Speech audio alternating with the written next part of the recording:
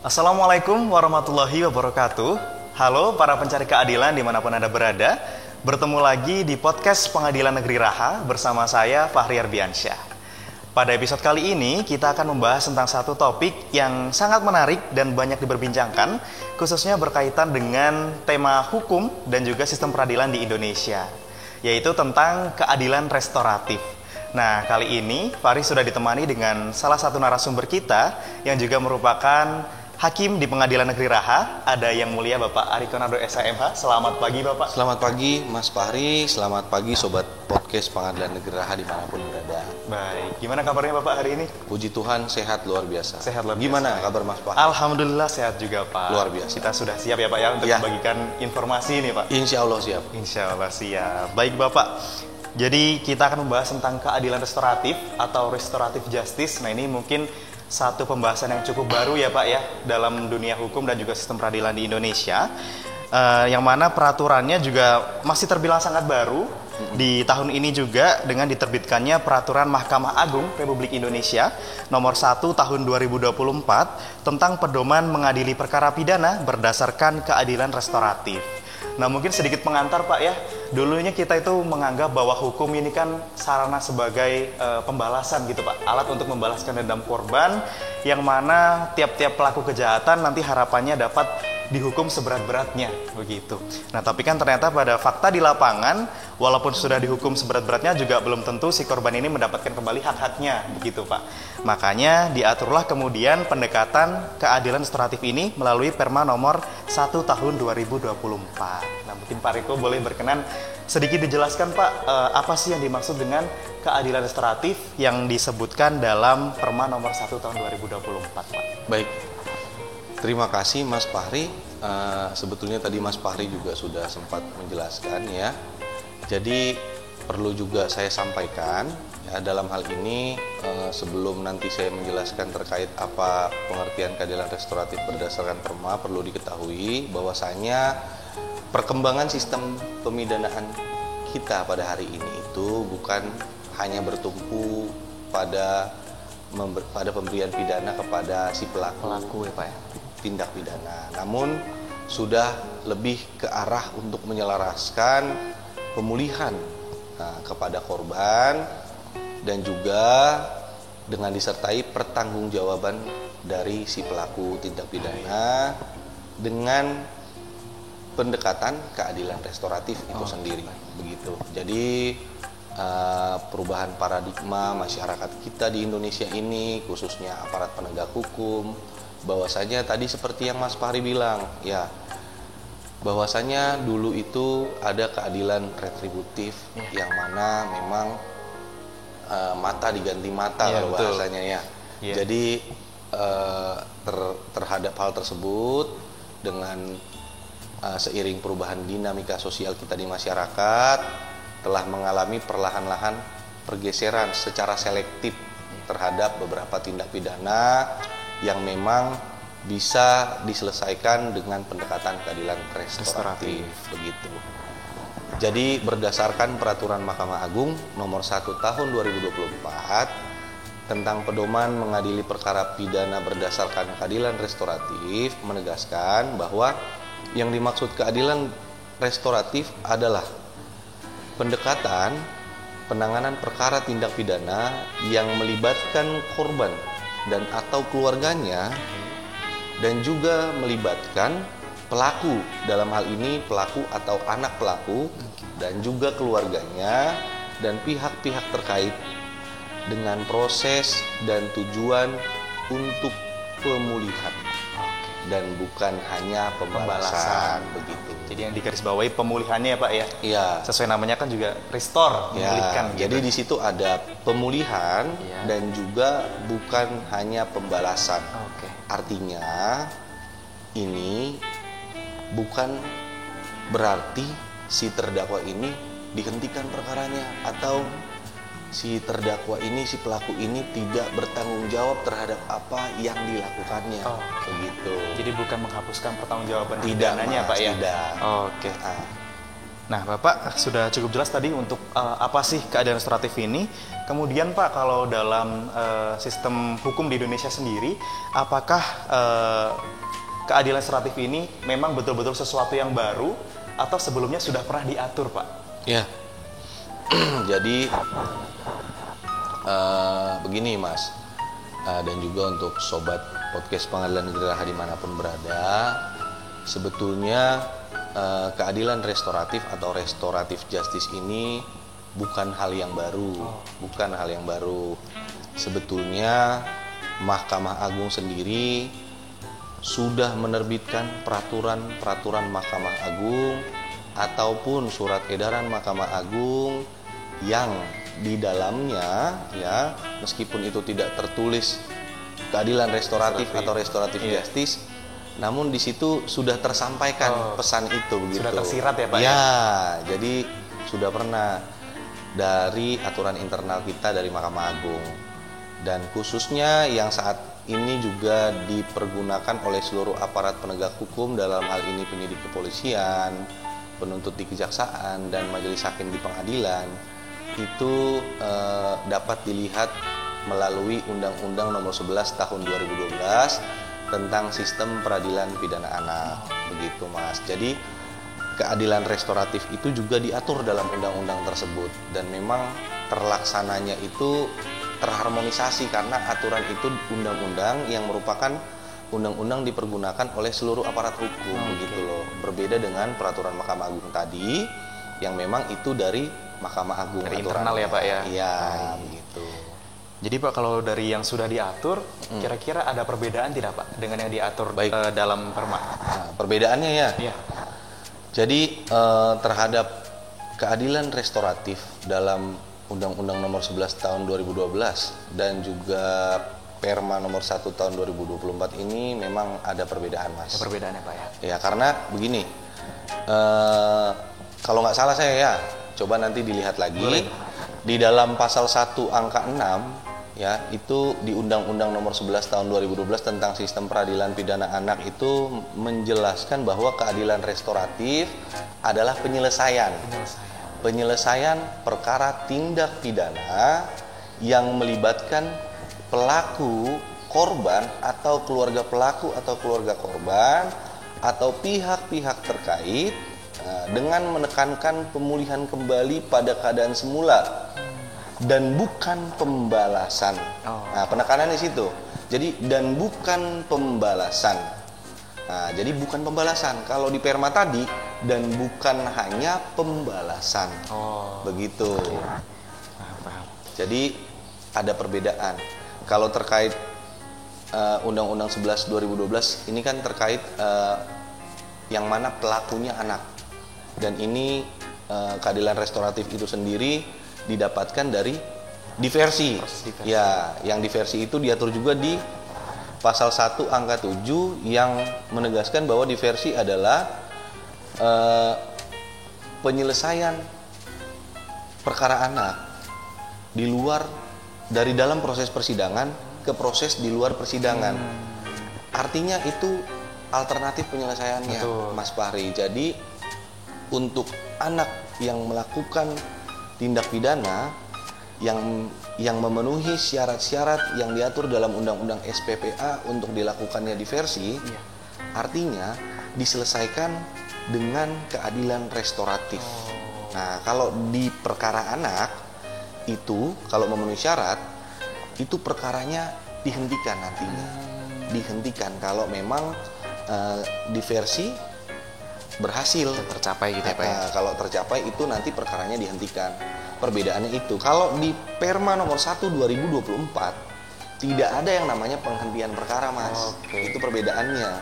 Perbedaannya di Perma Nomor 1 2024, ketika pendekatan keadilan restoratif yang mengupayakan pemulihan, baik itu pemulihan korban, pemulihan hubungan antara korban dengan si pelaku dan juga kepada masyarakat luas, itu terpenuhi ya, tetap si terdakwa atau si pelaku ini wajib bertanggung jawab terhadap apa yang telah dilakukannya, begitu.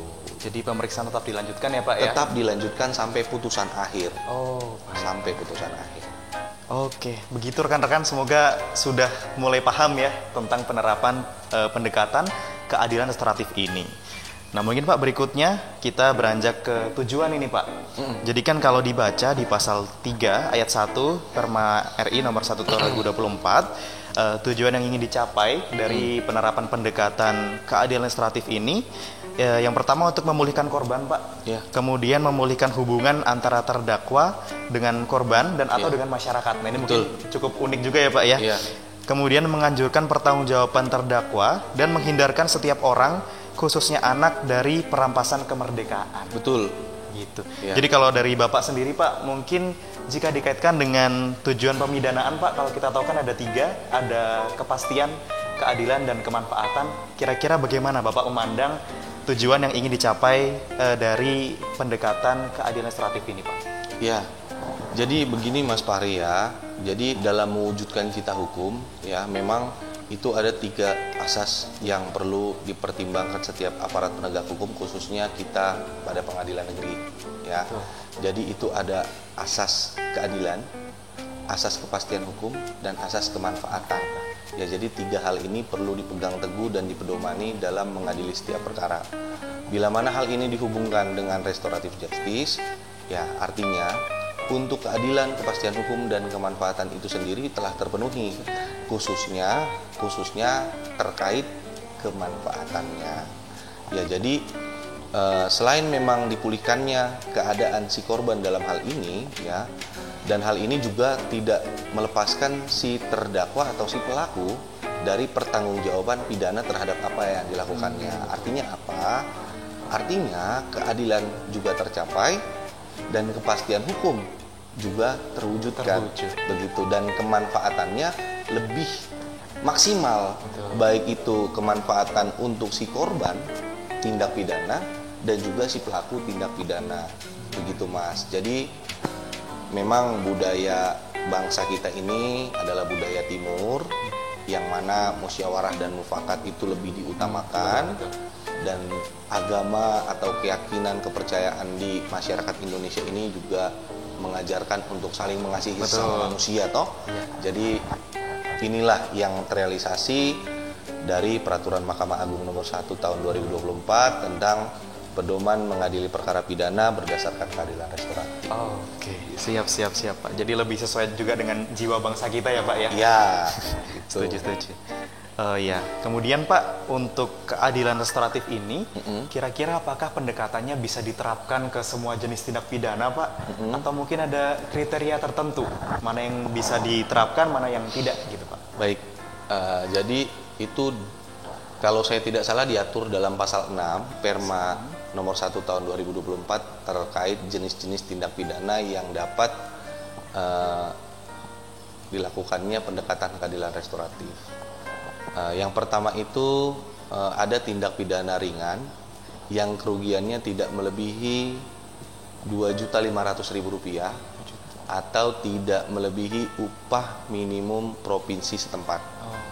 Nah, yang kedua, tindak pidana yang merupakan delik aduan.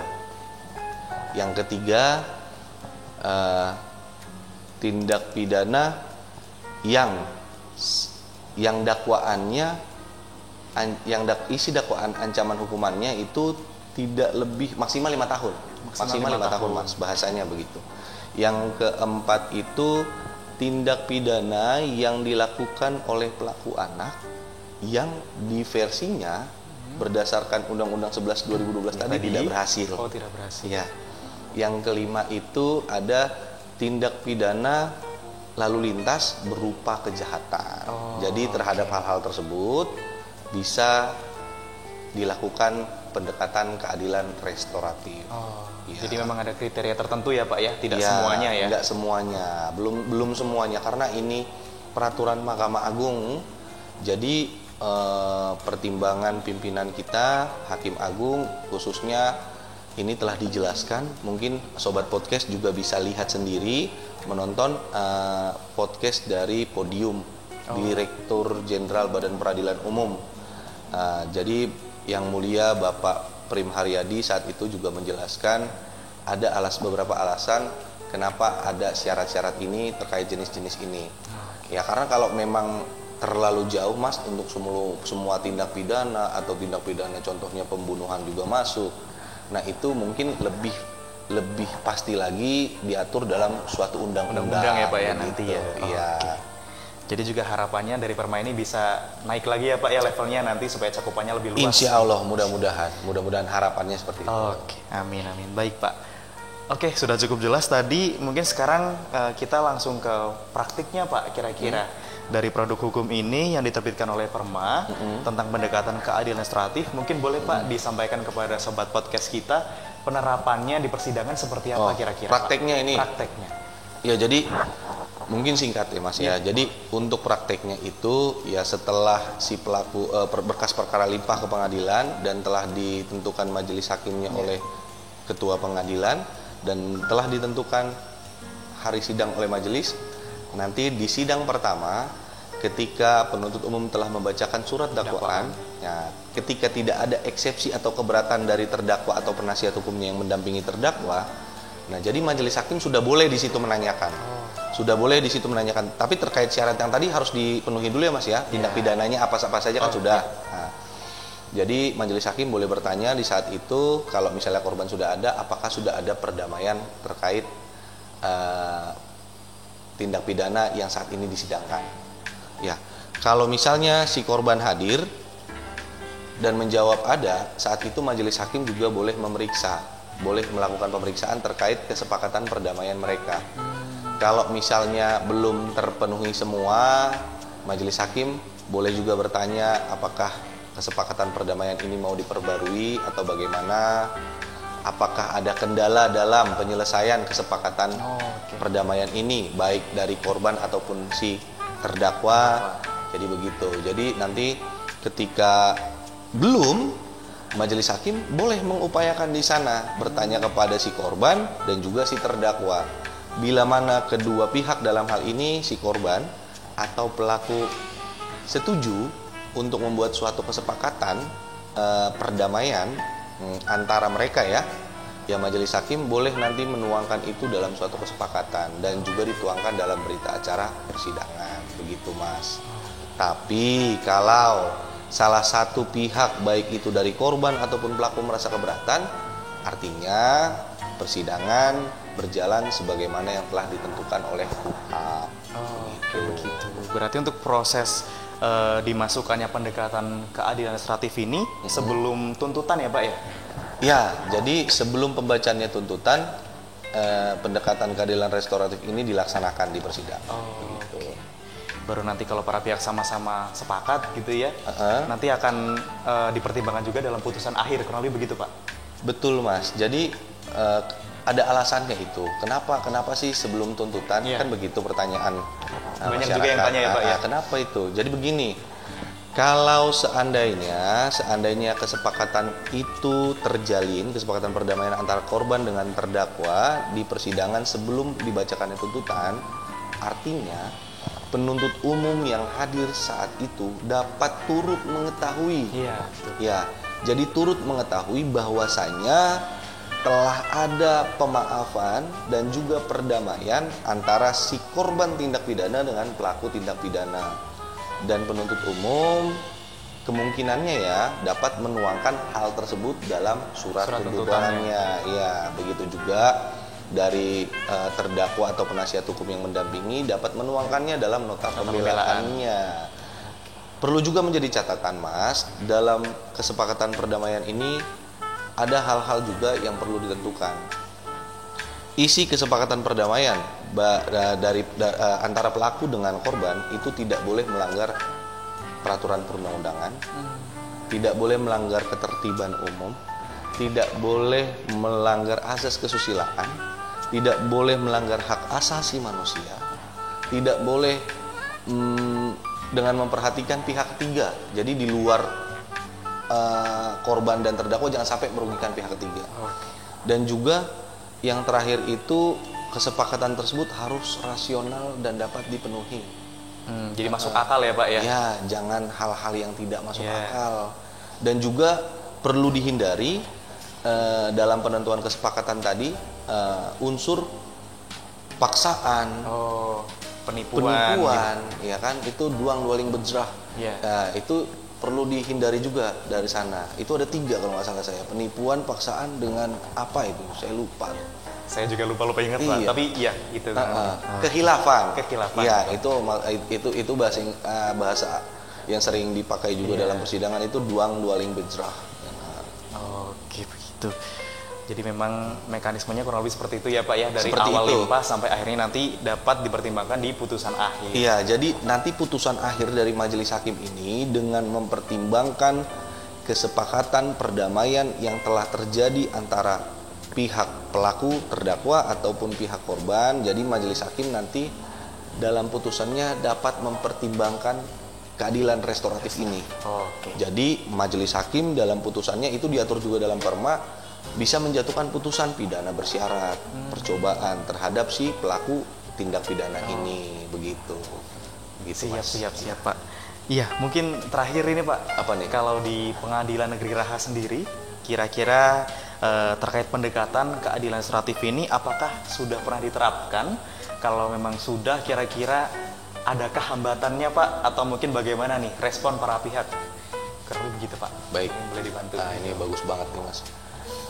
Jadi perlu kita ketahui bersama ya. Jadi Peraturan Mahkamah Agung Nomor 1 Tahun 2024 tentang pedoman mengadili perkara pidana berdasarkan keadilan restoratif ini ditandatangani oleh Yang Mulia Ketua Mahkamah Agung dalam hal ini pada tanggal 2 Mei 2024 dan telah diundangkan oleh Dirjen Perundang-undangan Kementerian Hukum dan HAM pada tanggal 7 Mei 2024. Artinya peraturan Mahkamah Agung ini Mei, Juni, Juli, Agustus baru 3 bulan. Sangat baru ya. Baru 3 bulan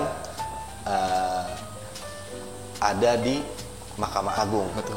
Untuk perkara-perkara yang bukan diselesaikan, yang penyelesaiannya berdasarkan keadilan restoratif ya. Iya. Ya, jadi untuk perkara pidana itu pernah ada melalui perma ini ya, berdasarkan perma ini itu ada perkara 1 terkait tindak pidana kekerasan dalam rumah tangga, KDRT. Ya, di mana saat itu majelis hakim karena memang antara korban dengan terdakwa yang memang ini pasangan suami istri sudah saling memaafkan, dan si istri juga memohon kepada majelis untuk melepaskan suaminya tersebut dan menyesal. Jadi si istri ini menyesal telah melaporkan suaminya, dan yang sebetulnya tujuannya itu hanya untuk memberikan pelajaran aja kepada suaminya. Ya, Pak, ya. Iya. Jadi ada penyesalan itu. Jadi saat itu karena sudah ada pemaafan, majelis hakim memberikan putusan pidana bersyarat atau percobaan. Dan nggak perlu khawatir ya. Jadi untuk pihak sendiri itu sangat senang terhadap putusan itu, sangat merasa bersyukur. Bahkan pengunjung sidang saat itu yang memang terketuk hatinya ya, wah, untung ada ini, untung ada aturan ini begitu. Dan ini sejauh sekarang ya, karena baru 3 bulan, masih 3 bulan, baru 3 bulan ini putusan tersebut diterima oleh masyarakat pada umumnya di ya, Pak, ya? Pengadilan Negeri Raha. Begitu Mas, jadi seperti itu.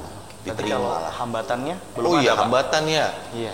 Jadi gini Mas, karena aturan ini masih baru, untuk hambatan terkait penerapannya itu sebetulnya belum nampak.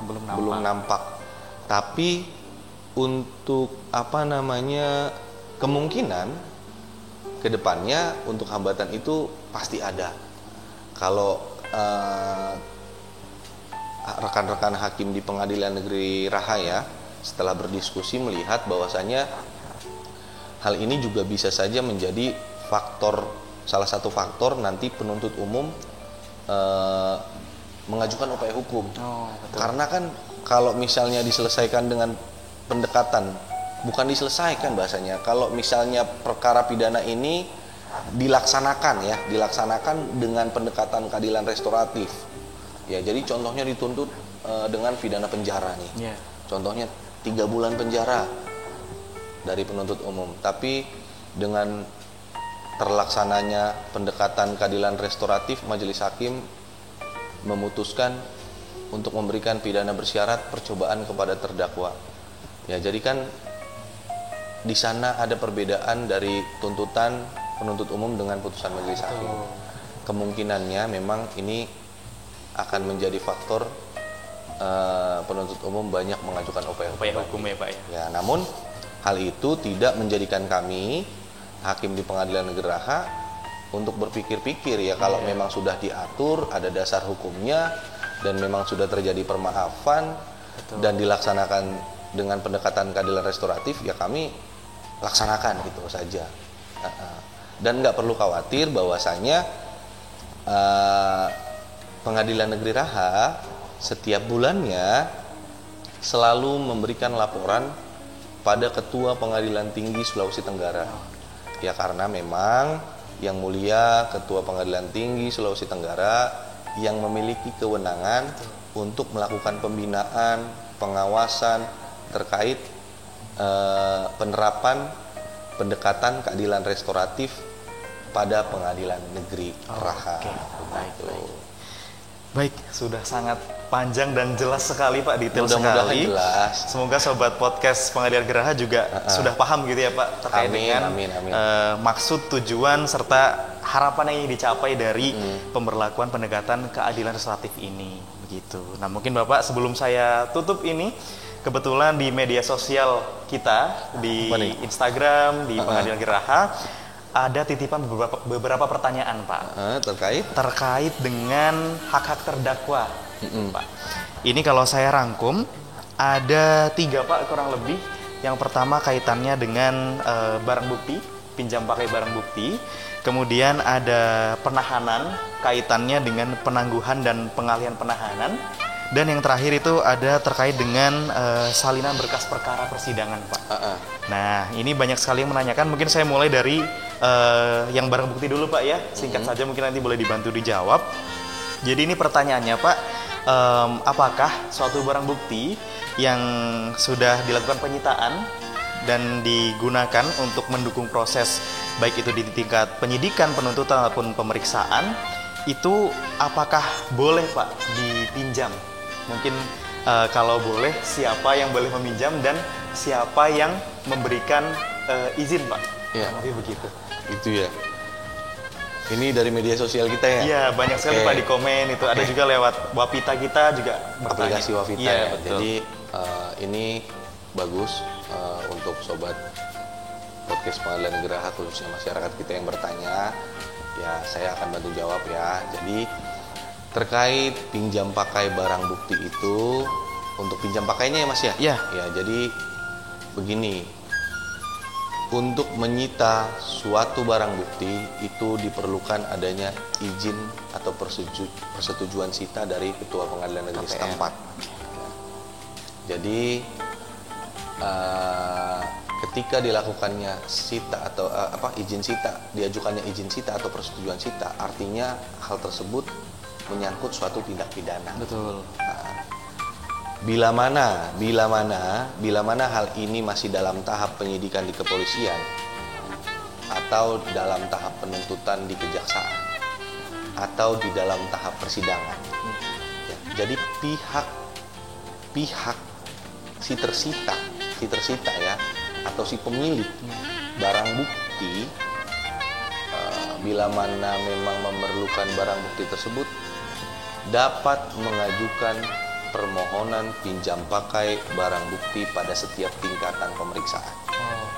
Jadi boleh diajukan di kepolisian, di kejaksaan, dan di pengadilan.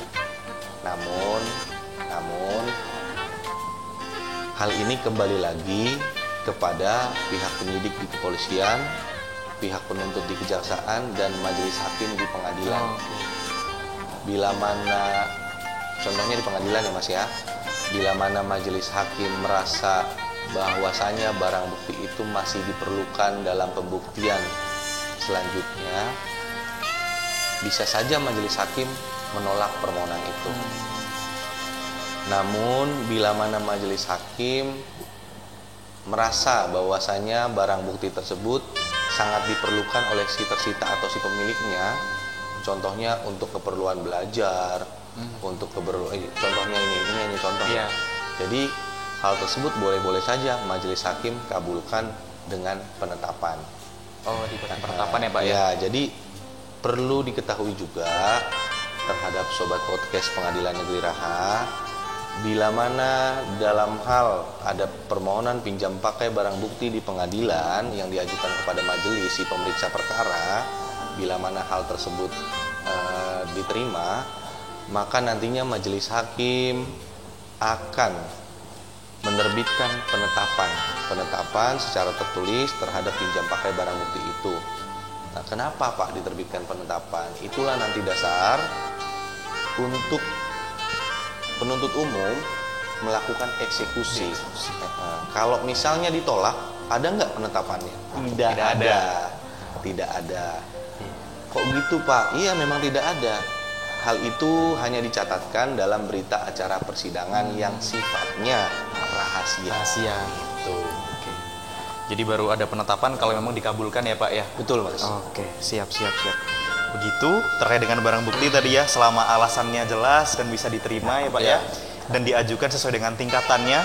Kalau misalkan masih penyidikan berarti di kepolisian, penuntutan di kejaksaan, dan kalau sudah masuk di pemeriksaan persidangan berarti ke majelis hakim terkait ya Pak ya. Baik, itu kemudian yang kedua Pak terkait dengan penahanan, masih sama juga banyak pertanyaannya. Kali ini berkaitan dengan penangguhan dan pengalihan penahanan Pak. Jadi kan kalau kita tahu penahanan itu kan ada 3 jenisnya. Kalau diatur di KUHP ada penahanan rutan, penahanan rumah, dan juga penahanan kota. Nah, terkadang kan ada pihak terdakwa biasanya Pak ataupun penasihat hukumnya yang bermaksud untuk mengajukan penangguhan, yang artinya mengeluarkan terdakwa atau tersangka sebelum waktunya gitu ya Pak dari rutan, atau pengalihan Pak dari satu jenis tahanan ke tahanan yang lain. Nah, itu sebetulnya memungkinkan atau tidak, dan mengajukannya apakah juga sama kayak tadi sesuai dengan tingkatannya atau seperti apa Pak? Ya, ini kurang lebih mirip dengan pinjam pakai barang bukti tadi, namun ini kita bicara terkait penahanan. Ya. Jadi penahanan itu diatur dalam pasal 21 Undang-Undang Nomor 8 Tahun 1981 tentang Hukum Acara Pidana, Kitab Undang-Undang Hukum Acara Pidana, dan juga dijelaskan pula di dalam pasal 22 jenis-jenis penahanannya ya. Itu memang ada penahanan rumah tahanan negara, penahanan kota, dan penahanan rumah. Ya, jadi bila mana memenuhi persyaratan penahanan di dalam pasal 21, aparat penegak hukum dalam hal ini Kepolisian Republik Indonesia, Kejaksaan Republik Indonesia, Mahkamah Agung Republik Indonesia, dan badan peradilan di bawahnya, dalam hal ini pengadilan negeri, dapat melakukan penahanan terhadap seseorang tersangka atau terdakwa. Begitu, karena kan di sana sebutannya masih tersangka dan di sini terdakwa. Ya, jadi dapat dilakukannya penahanan terhadap tersangka atau terdakwa. Bila mana si pelaku, si tersangka atau terdakwa hendak mengalihkan atau menangguhkan penahanan yang saat itu ada padanya, itu boleh saja diajukan. Ya, jadi artinya si tersangka atau si terdakwa ini ataupun penasihat hukumnya si tersangka atau penasihat hukum terdakwa ini boleh mengajukan permohonan Mas. Jadi permohonan secara tertulis kepada tiap-tiap instansi yang akan diajukan pengalihan atau penangguhan penahanannya. Contohnya di kepolisian, ya diajukanlah di kepolisian. Contohnya di kejaksaan, diajukanlah di kejaksaan. Contohnya di pengadilan negeri, ya berarti diajukannya di majelis hakim pengadilan negeri. Begitu. Jadi perlu diketahui juga Mas, terkait pengalihan penahanan ini. Ya, kalau penahanan rutan itu sudah jelas di rumah tahanan negara. Betul. Kalau pelaksanaan penahanan kota, itu artinya di kota tempat tinggalnya si pelaku ini. Kalau penahanan rumah, artinya berarti di rumahnya si pelaku ini.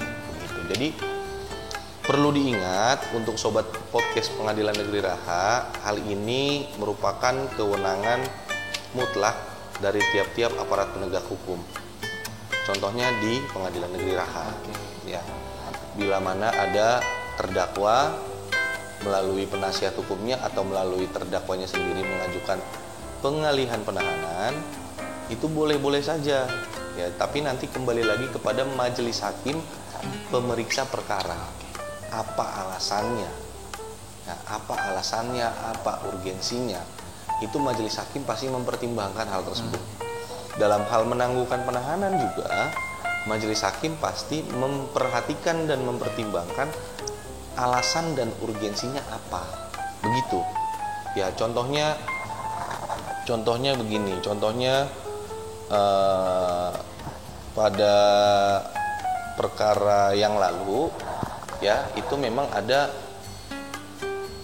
permohonan pengalihan dan penangguhan penahanan. Jadi yang diajukan ada 2. Jadi mungkin ya kalau pengalihannya diterima syukur, penangguhannya atau diterima juga syukur, mungkin begitu kurang lebih ya. Jadi saat itu majelis hakim menolak hal tersebut karena tidak ada urgensinya.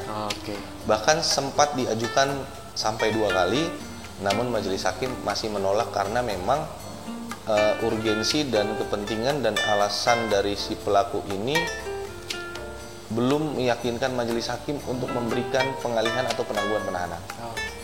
Namun di saat diajukannya yang ketiga kalinya ini, jadi dengan dengan melampirkan bukti-bukti surat dari otentik ya, dari pejabat yang berwenang, seperti saat itu ada surat keterangan bahwasanya istri dari pelaku tindak pidana ini sedang mengalami hamil tua dan kemungkinan besar akan mengalami kelahiran prematur akibat pikiran stresnya. Dan juga yang menjaminnya ini adalah tidak punya relasi kuasa. Jadi maksudnya ini tokoh-tokoh agama yang memang tidak ada hubungan pekerjaan dengan si pelaku ini.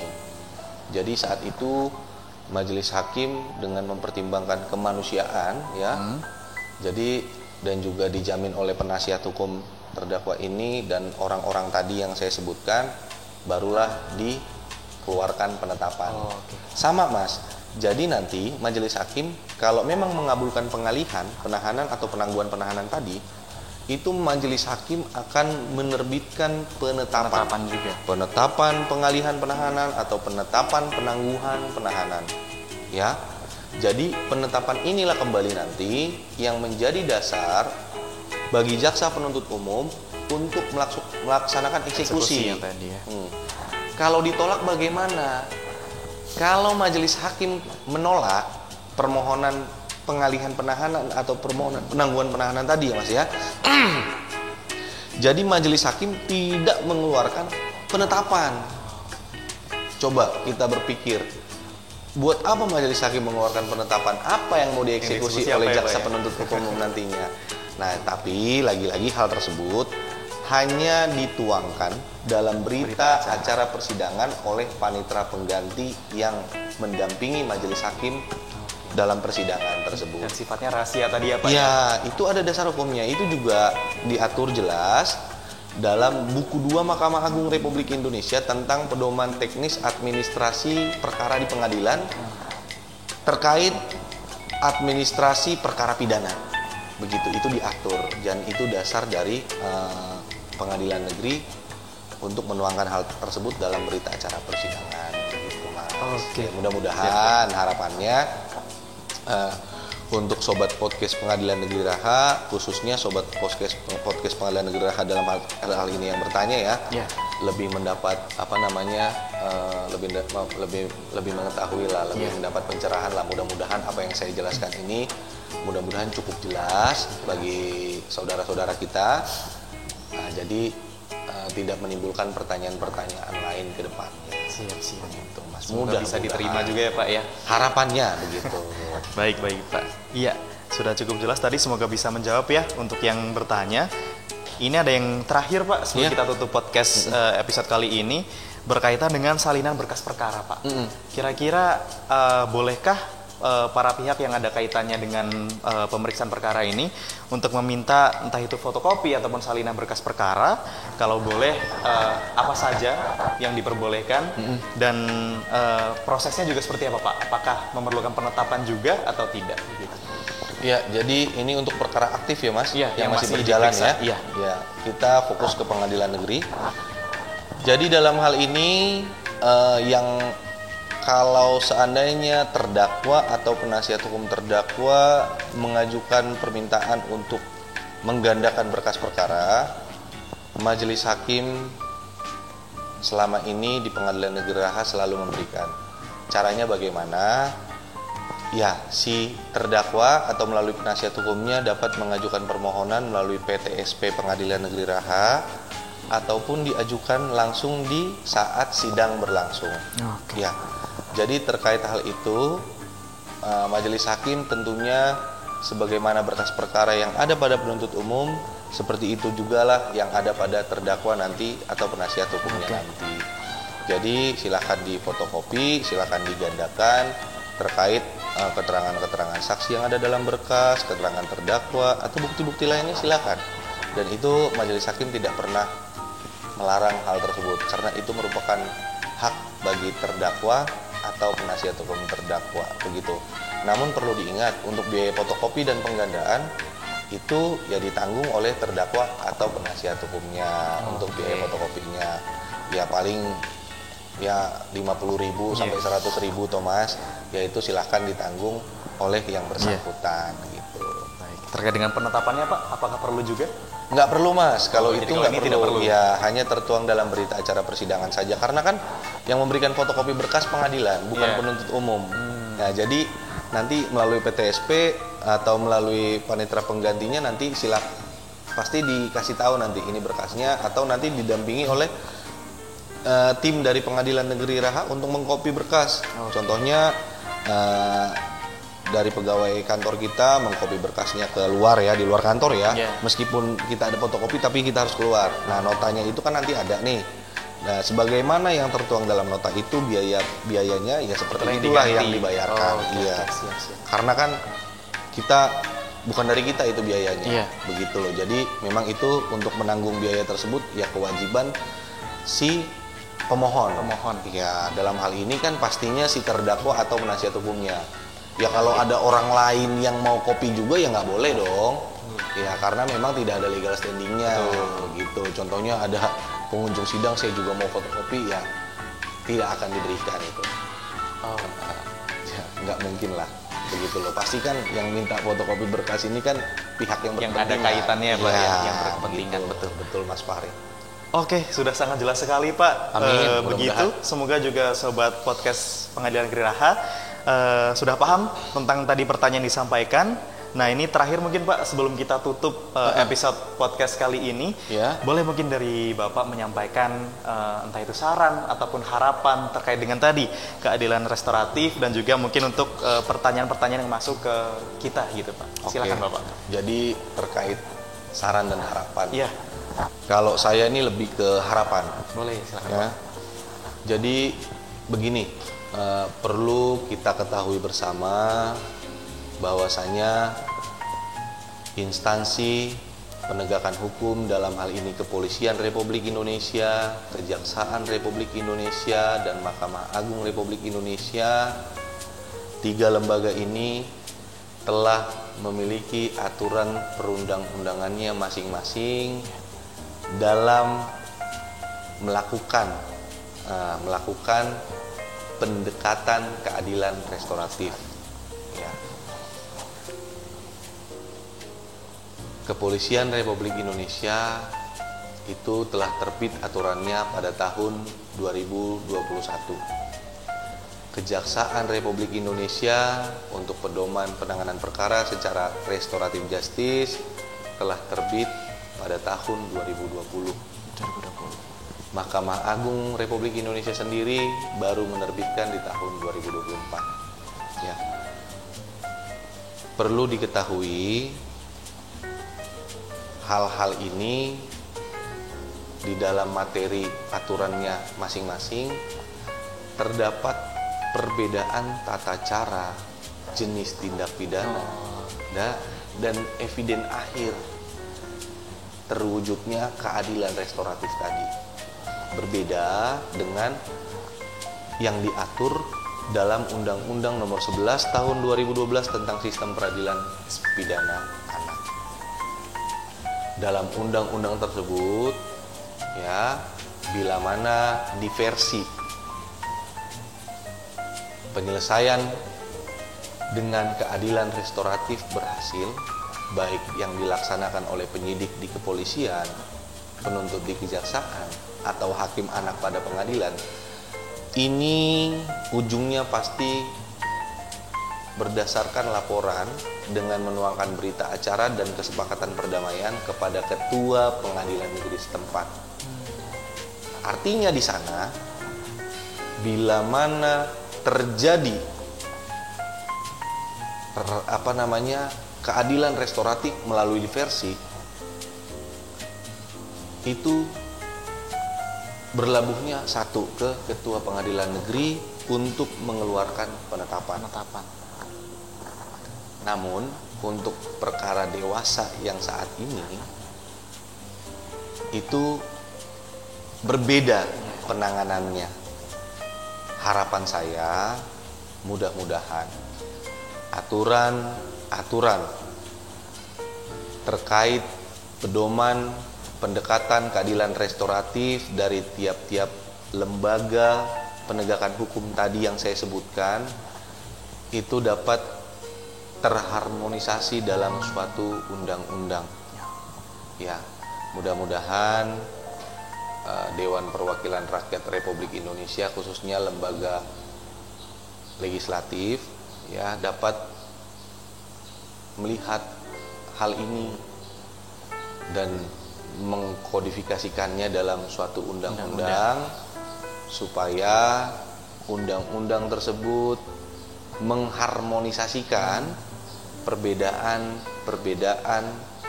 aturan perundang-undangan yang saat ini dipergunakan oleh tiap-tiap instansi aparat penegakan hukum.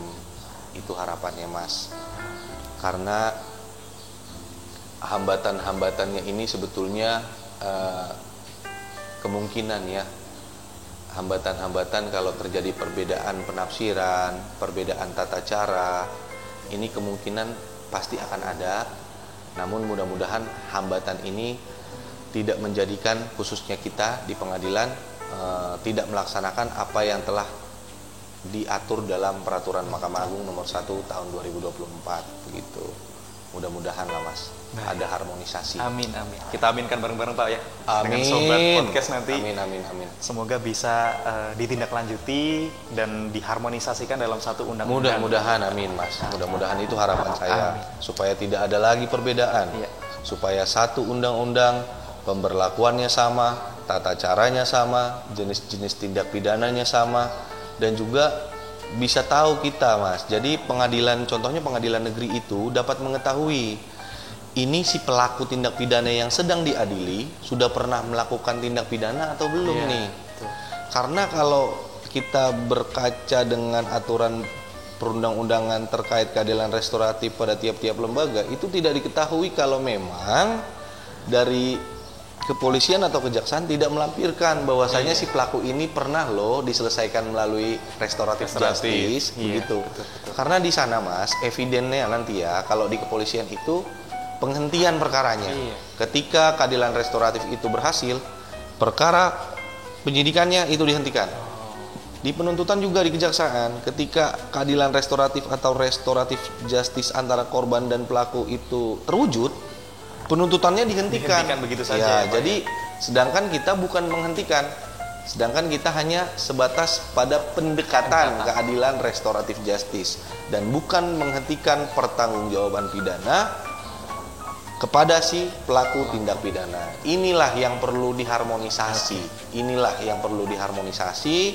Yang diwujudkan dalam terkodifikasikannya dalam suatu undang-undang yang berlaku juga nanti undang-undang ini bagi Mahkamah Agung Republik Indonesia dan Badan Peradilan yang ada di bawahnya, Kejaksaan Republik Indonesia, Kepolisian Republik Indonesia. Itu harapan saya, Mas.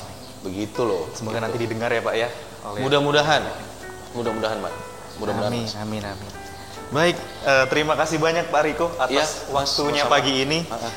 Betul-betul sangat mencerahkan sekali tadi Pak, dari awal sampai terakhir menjawab pertanyaan. Amin. Semoga juga Mudah-mudahan. semuanya yang sedang menyaksikan juga turut paham gitu ya Pak ya, dan Amin, turut mendukung mudah-mudahan. diberlakukannya pendekatan keadilan restoratif ini sebagai salah satu upaya untuk mewujudkan keadilan yang lebih baik lagi di Indonesia begitu Pak. Iya. Baik, Begitu, begitu. Mas. Mungkin kita boleh tutup. Terima kasih banyak Pak Riko Terima atas kasih Mas waktunya Fahri pagi ini. atas waktunya. Terima kasih juga untuk sobat podcast Pengadilan Negeri Raha yang telah setia menonton ya Pak ya. dan melihat kami di Pengadilan Negeri Raha ini. Terima kasih. Terima Sama-sama kasih. Pak Sehat-sehat Riko. Mas. Amin, saya juga Pak Riko. Iya, mudah-mudahan Semoga Mas Fahri rekan-rekan dan lebih juga iya. inilah nantinya dipertahankan pasti oleh Pengadilan Negeri Raha itu. Amin, Pak Riko juga boleh dipertahankan ya Pak ya. Kalau kami kan sebentar lagi akan bergeser ke tempat yang baru. Mudah-mudahan Mas Fahri juga saling mendoakan yang terbaik Iya, saja Pak. iya. Baik begitu rekan-rekan, terima kasih banyak sudah meluangkan waktunya untuk menyaksikan podcast edisi kali ini. Semoga dapat bermanfaat dan juga menambah pengetahuan sobat podcast Pengadilan Negeri Raha semuanya. Akhir kata, sampai berjumpa kembali di edisi podcast berikutnya. Saya tutup. Wassalamualaikum warahmatullahi wabarakatuh. Terima kasih. Terima kasih.